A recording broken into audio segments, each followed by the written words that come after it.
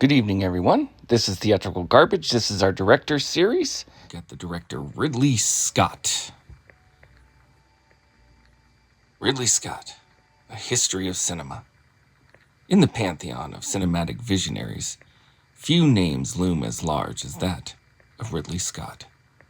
The British director's illustrious career has spanned decades, marked by a remarkable versatility that has seen him conquer a wide range of genres, from science fiction to historical drama. He has achieved both critical acclaim and box office success. Born in 1937 in South Shields, England, Scott's path to Hollywood stardom was anything but conventional. After honing his skills as a graphic designer, he made the leap to filmmaking, directing his first feature, The Duelist, in 1987. Has Harvey Keitel in it. Harvey Keitel is harsh in that movie. You watch it for Harvey Keitel's performance in The Duelist, 1977. It's kind of a long, sweeping piece, and it's a period piece, so boring, I guess. But not all of it is boring. Watch The Duelist for Harvey Keitel. This early work, a period piece set during the Napoleonic Wars, showcased the director's malicious attention to detail and his ability to transport audiences to bygone eras. It was, however, his subsequent films that cemented his reputation as a cinematic visionary. Alien, released in 1979, not only redefined science fiction as a genre, but also introduced the world to the iconic character Ellen Ripley, played by Sigourney Weaver. Alien is a movie that I can watch over and over. I like the first movie of genres. I like Die Hard 3. Not because it's good, but that's one that I can watch over and over. But Alien is one I still get scared, still love, it's still fresh to me, but I could watch it. I've seen it 1,000 times. I love Alien. I think Alien is one of my favorite movies of all time. I don't like any of the other Alien movies. Aliens is good. I just don't. It's not like Alien is one of my favorite movies, and it's just a perfect science fiction horror movie, and it has such a great. Ellen Ripley is so awesome. I just absolutely am in love with the movie Alien and Sigourney Weaver. I'm madly in love with Sigourney Weaver. Now the world knows. This film's atmospheric tension, groundbreaking visual effects, and thematic depth have since become the stuff of legend, influencing countless filmmakers and inspiring a sprawling franchise. In the years that followed, Scott continued to demonstrate his versatility, tackling diverse subject matter with equal aplomb. His historical dramas, such as Gladiator and Kingdom of Heaven, have been praised for their malicious attention to detail and their ability to transport audiences to bygone eras. He adds pain to his violence. So it's not just violent bloodshed, it's painful, violent bloodshed. And that makes much of the difference in his violent historical films. And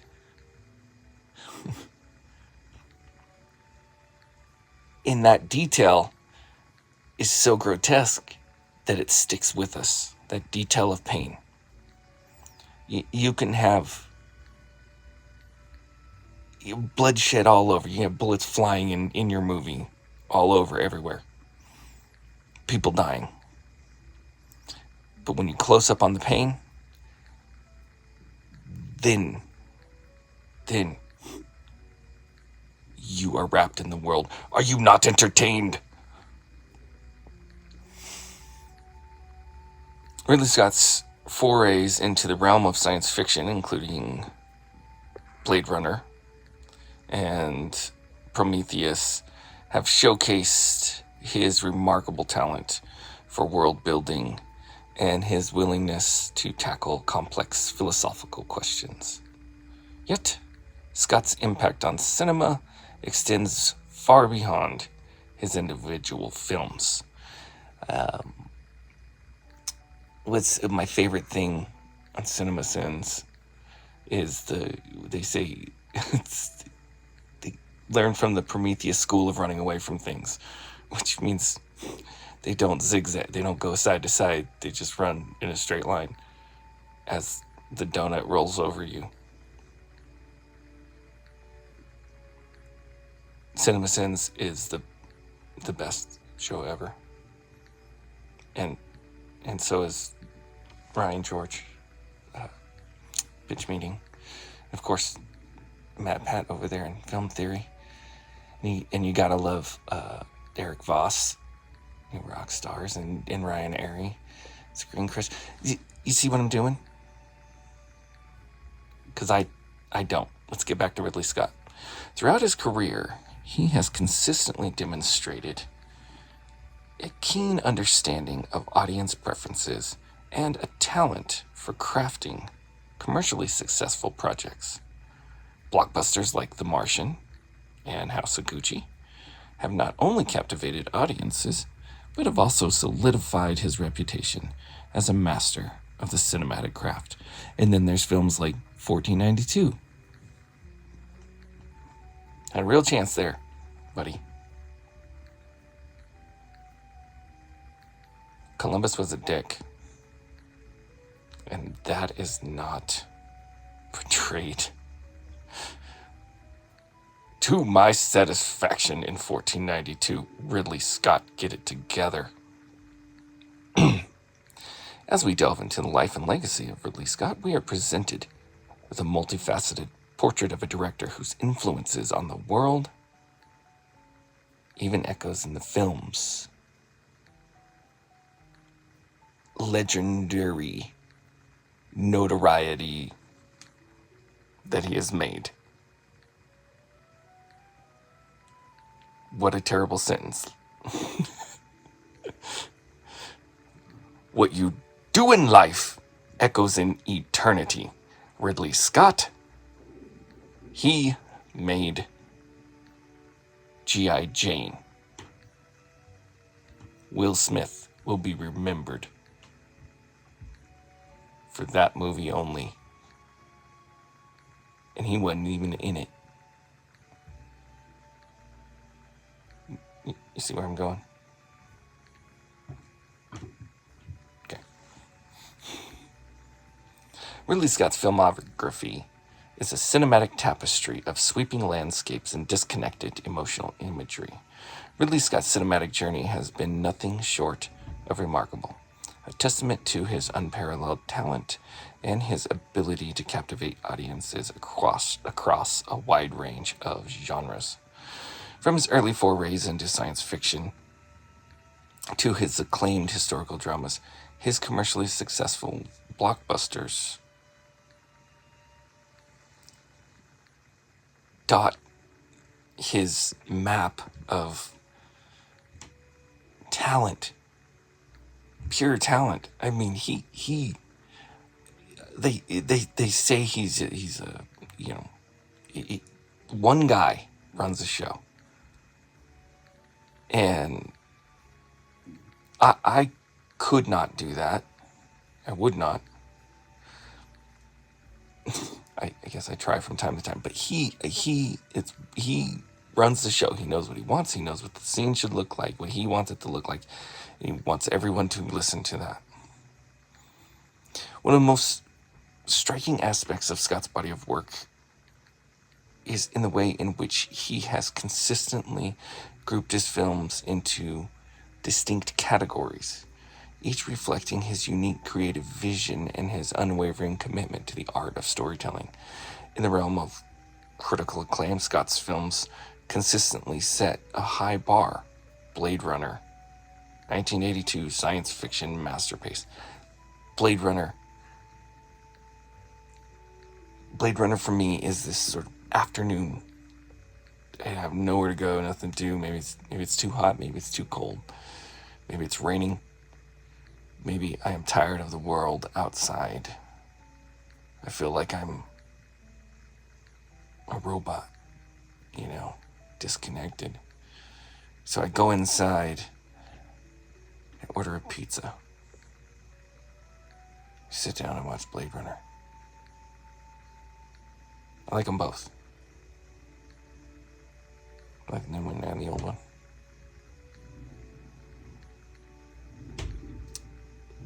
It has a feeling that gives you a humanity. And it's long. I like the director's cut. I like long movies. I like to take a day and watch a movie. We dress up in costumes when we go to movies. We talk about it. We make a drink. We have a dinner on it. Why? We don't just watch a movie and spend that 2 hours watching the movie. We spend that week. We spend that month. We spend that Halloween. We started Halloween 4 weeks ago. So Blade Runner kind of does that. It gives you that feeling. It pulls you into this afternoon. You sit down and you go into this world. And it may not be this exciting, beautiful, ringing bells every couple of seconds world. But that's the world that it is. And what may be long and boring on a surface level, when you get deeper down into Blade Runner, you start to feel what Ridley Scott is going for. You start to really understand that sort of thing. It's like Terry Gilliam movies, right? They kind of knock you to an uneasy area, but a comfortable uneasy area. I guess let me to explain that. Let's move on, and maybe that will sound prophetic at some point, when we know it's all just shit. Equally impressive is Scott's mastery of historical dramas. Films like Kingdom of Heaven,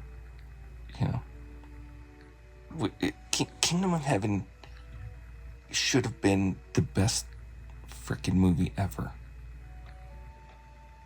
Kylo Ren in there.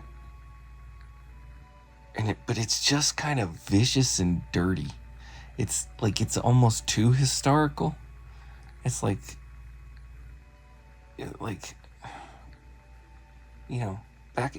back it down a little bit. Okay? That's kind of what Robin Hood did also.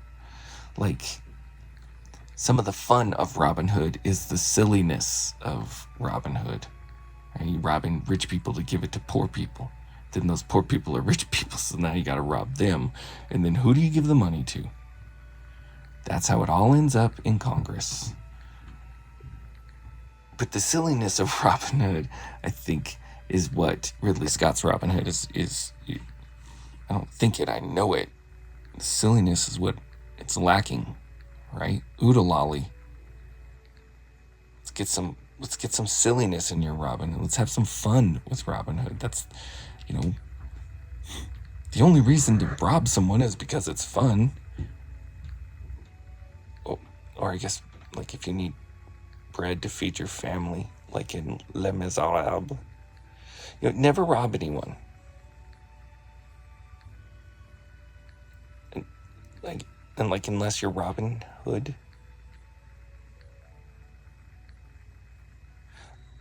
Don't come to me for moral advice.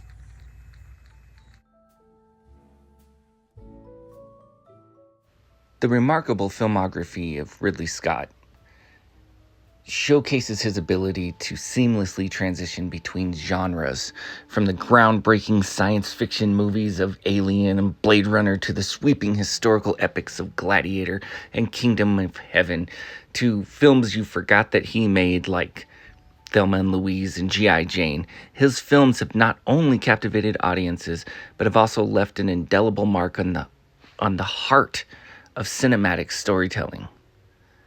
Throughout his career, he has demonstrated a key eye for detail, a masterful command of the visual language, and a deep, deep understanding of humans.